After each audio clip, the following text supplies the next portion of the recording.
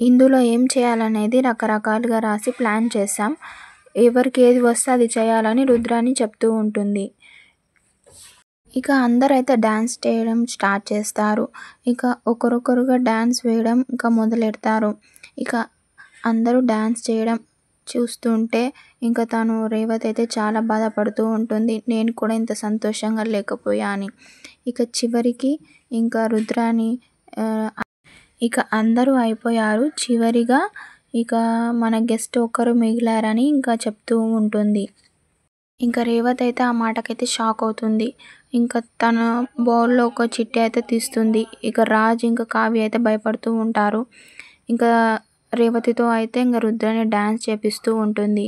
ఇక తనని ఎలాగైనా ఆ బుర్కా తీయాలని ఇంకా తను ప్లాన్ చేసి ఇంకా తన చుట్టూ తిరుగుతూ డాన్స్ చేస్తూ ఉంటుంది రుద్రాని. ఇంకా తీరా తన ఫేస్ మీద ఉన్న ఆ క్లాత్ అయితే కింద పడిపోతది. ఇంకా అందరూ చూసి షాక్ అవుతూ ఉంటారు. ఇంకా అపర్ణ కూడా షాక్ అవుతూ ఉంటుంది. ఇక ఇంట్లో వాళ్ళందరూ షాక్ అవుతారు.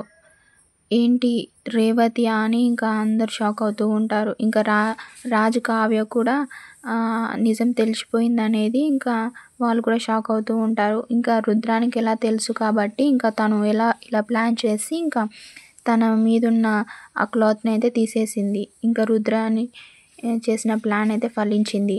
ఇంకా అపర్ణకైతే చాలా కోపం అయితే వస్తూ ఉంటుంది రేవతిని చూసి. చూద్దాం ఇంకా నెక్స్ట్ ఎపిసోడ్‌లో ఏమవుతుందో. ప్లీజ్ అంతవరకు subscribe my channel for more videos and do support me guys.